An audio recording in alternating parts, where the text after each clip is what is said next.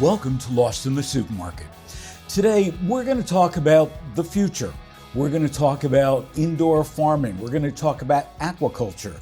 And with me is Jason Green, the CEO and co-founder of Upward Farms, based in Brooklyn, New York, and a breakthrough vertical farming company who brings whole ecosystems into controlled environmental agriculture through aquaponic farming of leafy greens, fish, and a robust and beneficial microbiome. Back in 2013, Jason and his partners started Upward Farms. They are the only large-scale vertical farm that offers locally grown, washed, and ready-to-eat USDA certified organic leafy greens and best aquaculture practices certified fish. Upward Farm grows and packs superior quality microgreens that are bursting with delicious flavor and nutrients that are best-selling products at Whole Foods. Jason, welcome to Lost in the Supermarket.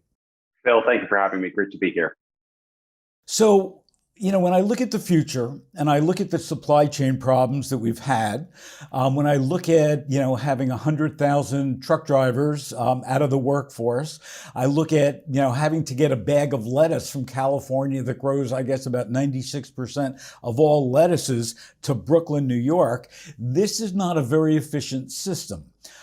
So with your background, with everything that you're doing, you're looking to really upend this whole system and grow close to where people are. Tell me a little bit about that and why you're doing it.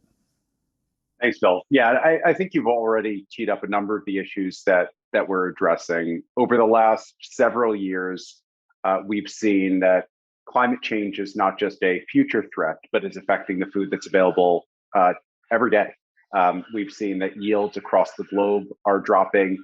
Yields in the U.S. actually fare worse than many cases global averages, and that's particularly concerning for us here at home in the U.S. What we're now seeing over the last 2 years through the COVID-19 pandemic is the emergence of new risks, that the consolidation of production, whether it's in geographic areas like California or Arizona for leafy greens, or just how globalized food has become, whether that's air freight of fish from all over the world. Fish is one of the most traded commodities across borders, or if you're looking at the inputs to agriculture. And we're now seeing how the war in Ukraine is creating new food security risks. Countries are shutting their borders. They're saying they're not going to export food because the concern is that there isn't enough at home. And I think all of those are they are increments that are adding to what we have known for a number of years now, and it emerged during the climate discussion that preceded the issues over the last 2 years and over the last 2 weeks, is that how and where food is grown is not serving consumers. And it's not serving retailers either. So the question is, who is it serving? And that's probably a deeper discussion. But what we know is that it's not serving consumers and it's not serving retailers. And that's really where we come in. What we're trying to do is really rationalize the supply chain, grow food that people want to eat where they're eating it.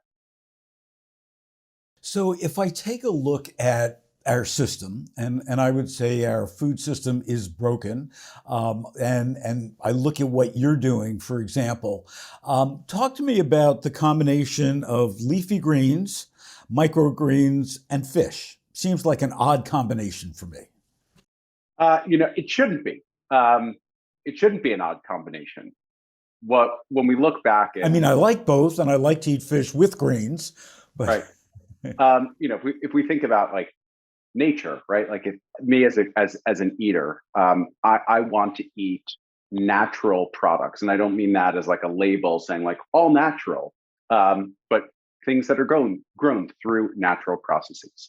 That is where all of our food historically came from, right? Was a connection to nature. Now, as agriculture has evolved over the last 10,000 years, and about 10,000 years ago is when humans as a species transitioned from hunting and foraging into agriculture and started building permanent communities. what we have seen is increasing intensification. And over that time, yields went up, that what we were able to produce, the processes that we were using to get there actually increased the amount of food that you get out of a plot of land. And what you saw in those processes was what we would now call regenerative agriculture, the integration of plants and animals, nourishing soil. And you mentioned in your introduction about us, the focus on the microbiome. The microbiome is this invisible layer of bacteria and fungus that lives in and on everything, your body, my body, and in soil. And so what we saw over the course of agriculture until pretty recently was a greater understanding of the relationships between plants, animals, soil, the climate. And as a result of that, we were able to really increase productivity.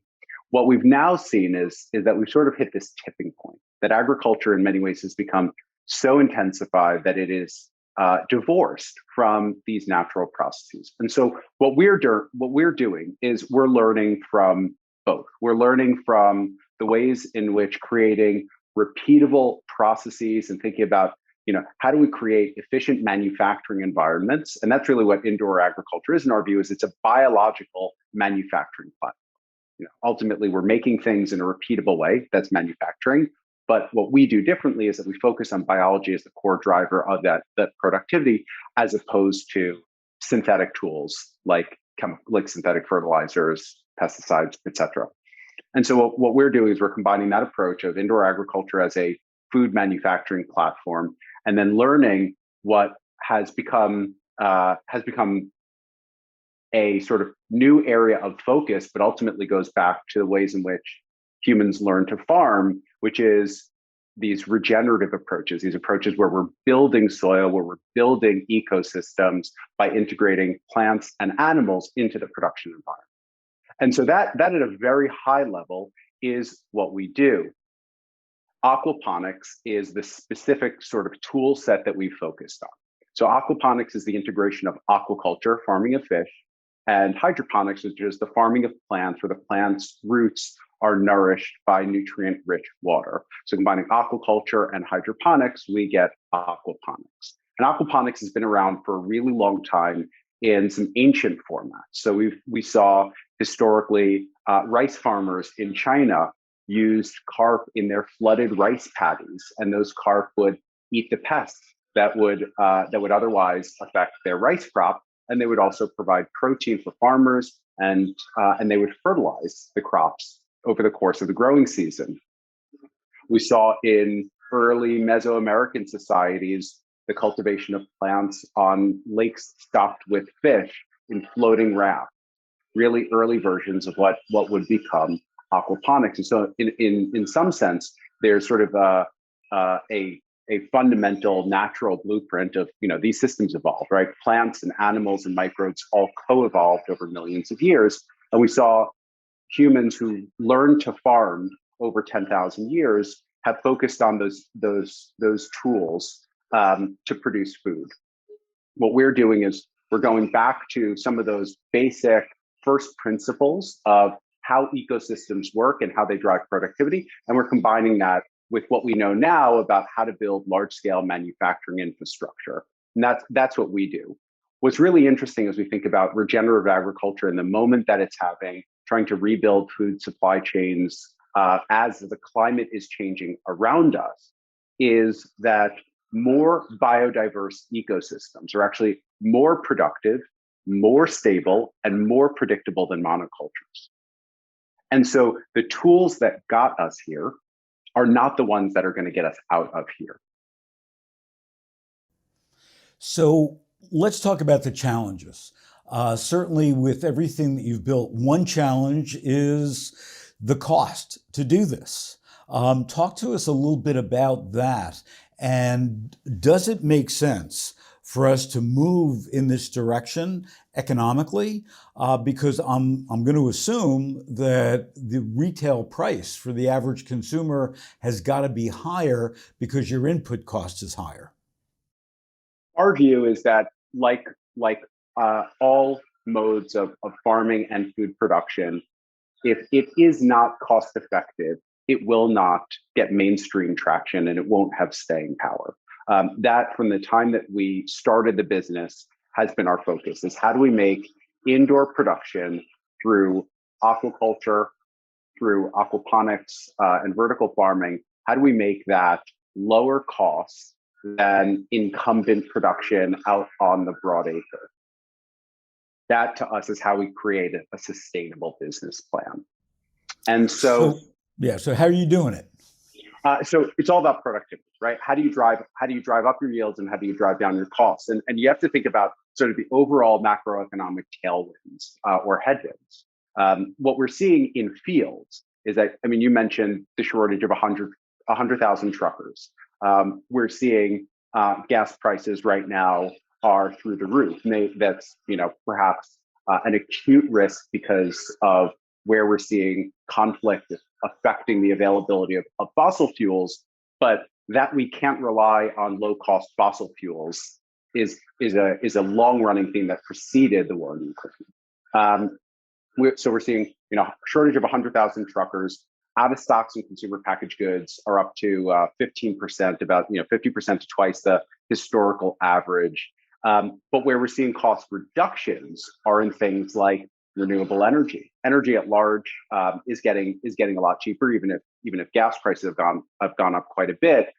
Energy in the U.S. over the last several years has come down so considerably that it is cheaper to buy industrial energy in the U.S. in many states than it is to buy energy in many of the manufacturing regions of China. That is an extraordinary shift. And the questions that raises is, where do you make things, right? If labor is high and energy is low, you make things where the energy is low and you use automation. If energy is high and labor costs are low, you make things where labor is cheap. Now, over the last several decades, labor has been cheaper than energy. And so it has made sense in places like China. And so it's made sense to make things abroad. What you're seeing now is this massive shift. And at the same time, technology has come a really long way. So all of those automated or autonomous systems for manufacturing are now cost effective. And so the combination of all of these factors means that we do have to rethink how and where we're making things, especially food and especially perishable food, because the technology and the driving cost factors have fundamentally shifted. Thinking specifically about farming and not just manufacturing at large, what we've seen over the last couple of years is yields are coming down on the broad acre. And yields are also becoming increasingly unpredictable. Out of stocks in categories like leafy greens are going up every year. You see more and more prolonged out of stocks. What we're also seeing is that wages are going up, and that's a good thing from a humanitarian perspective. That an essential industry like agriculture has been exempt from minimum wage laws or overtime laws, right? Like that as an employer is something that I disagree with.